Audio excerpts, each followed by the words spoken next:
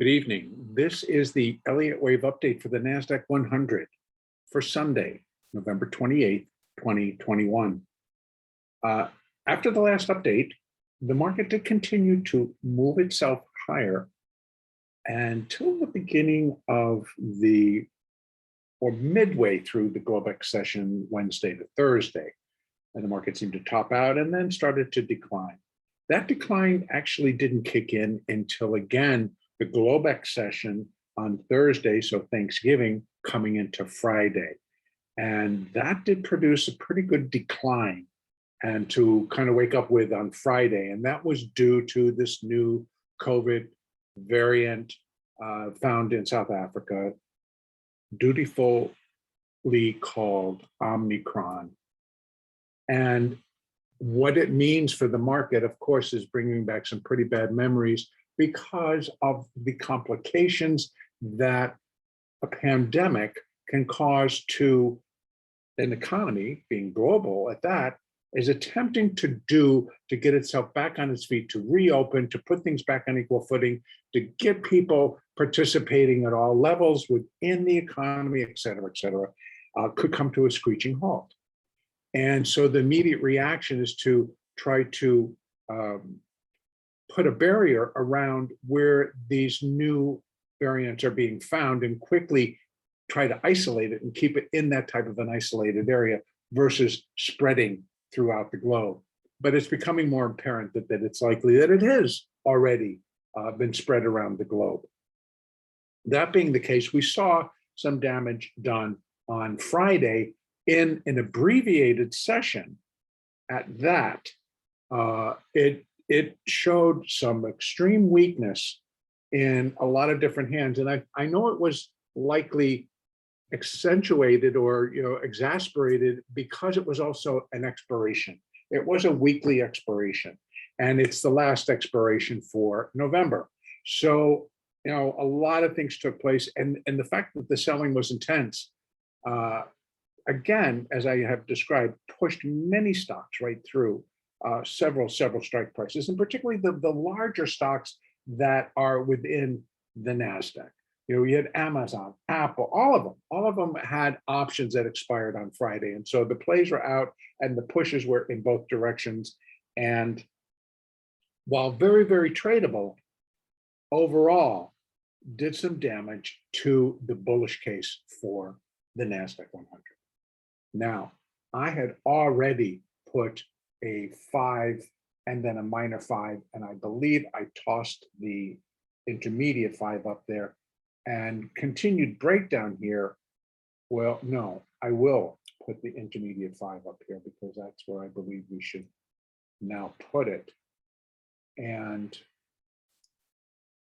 why I'm doing that is because the market continues to break down, and it's breaking levels that allow me to go, okay, I'm going to go up one more degree, and to demonstrate how deep this is now becoming and how the Elliott, along with the Fibonacci, is continuing to suggest that we've entered into a larger, more powerful in terms of depth, corrective phase.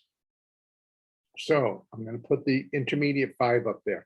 So what I now then go back out and try to do, this is how I'm building the picture. Of course, I can only go out degree by degree. I start by counting 5 waves down, and that I started on a minute level and put a minor 1. So that, of course, lets me put the 2 5s up there that I put up there on a minute degree and a minor degree.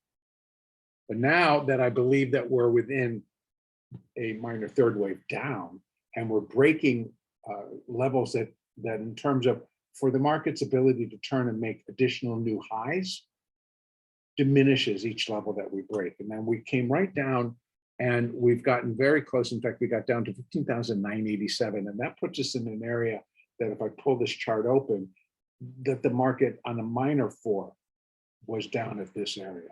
So that now tells me to go ahead, we're breaking that level. So the minor wave is going to hold. So that then tells me we're likely done up to the intermediate degree level. And that's why I put that on like that. And so what the count now reveals to me. A, the market has put in some weakness, is now demonstrating weakness, regardless of, and I'm going to go over what's happening right now, because we're all aware that the market is opening and they're pushing higher and they're pushing higher, that none of this ever happened. Now, I'm going out to the daily, going to open the chart up a little bit, and let's just see. You can see that we actually broke below the 20 and we closed below the 20. That's a stronger. Now we've closed below the 4, the 8, and now the 20 on the daily, representing weakness. Now, right out of the bat, they had to push this market back above the 20 to show their strength, and they're jumping in and they're doing so. On a technical basis, the market's reacting as it breaks back above the 20. Now, how long that holds? Now, on a daily picture, it has to close. That bar has to close. So tomorrow, our close has to be above this level, where the 20 is. So 16,116. That's where the 20 lies. So close above it. We're back to, we got a little bit more positive picture to deal with. Now, I'm going to take it back down the hourly. Let's talk about what's going on now as I see it via the Elliott wave count. Again, putting the intermediate 5 up there. I've got -1, -2. So we're now involved in a minor third wave down. Again, just reviewing the Elliott on this. Third waves are usually the longest and the strongest out of a 5-wave sequence. So out of waves 1, 3, and 5, 3 is normally the longest and the strongest in the direction of the trend. Well, if it's down, then the trend must be down right now. So now 1 and 2. So now this third being the longest and the strongest, I'm back to counting an initial 5 down to A, announce it, and B, to put the labeling together. So it's minute 1. I would not call this minor 3, even though it's a 5-wave decline, simply because 3 is usually the longest and the strongest. And right now, I don't think it's overtaken wave 1 in length. Wave 3 cannot be the shortest. So what's your next call? Well, it's a minute first wave. Wave 3 is extending. Now we're in a minute 2 of this larger third. Okay, what are the possibilities, capabilities? Number 1, we'd expect it to go 0.382. It's a bounce. It's a correction to that first wave. Wave 2 corrects wave 1. Okay, we got 1, now we're looking for 2. It's going to be a bounce higher. So it's already reached the most common, which is 0.382. But we know wave 2s can be deceptive in terms of it's going to appear as if it is a directional change, downside over, buy side back on. That's how they're reacting. For me, I'm interpreting it as that they came out of this expiration too short.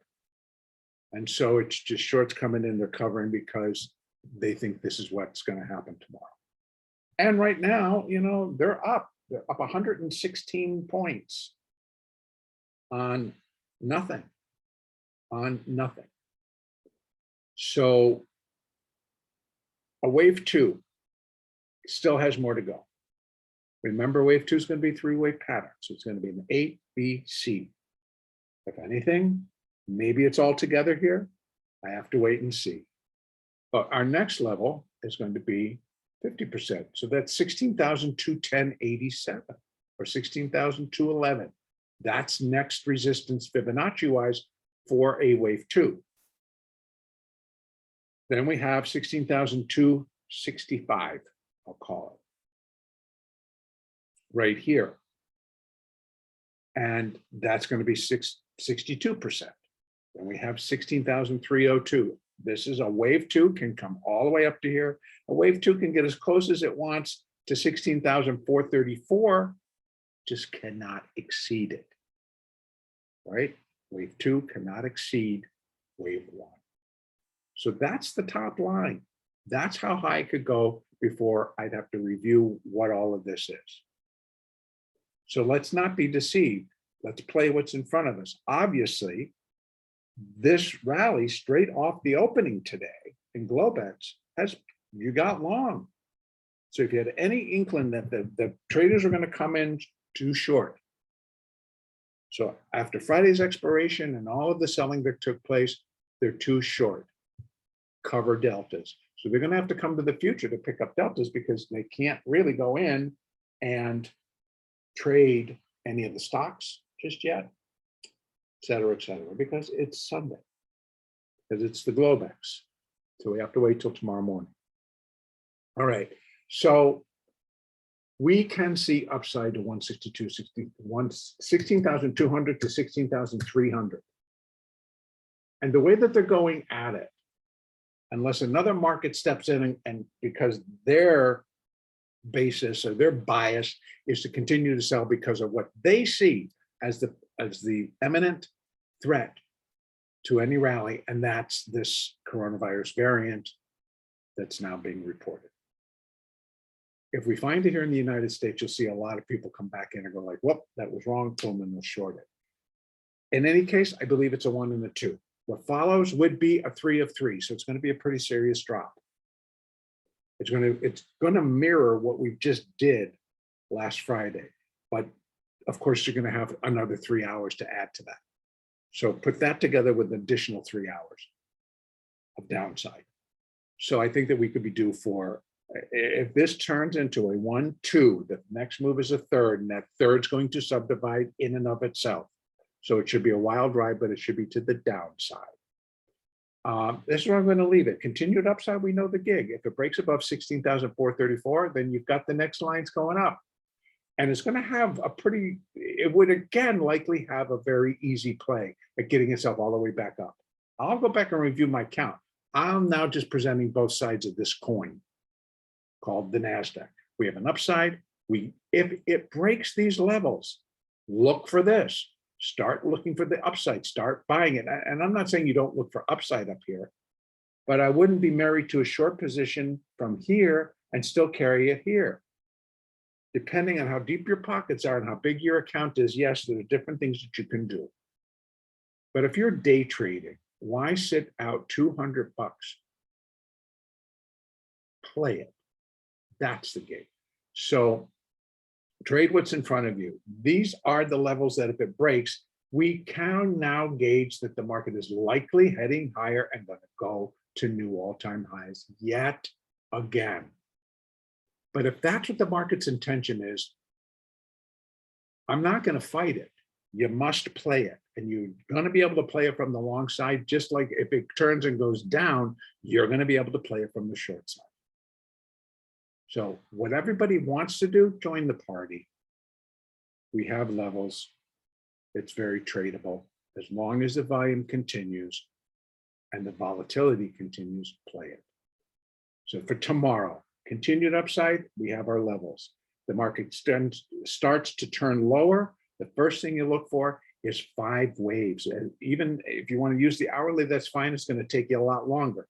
But if even on your shorter term charts, when you start to see 5 waves down, 3 waves up, it's resumed. Downside's resuming, right? Because the trend is down right now, and that's where, so 5 waves should go down.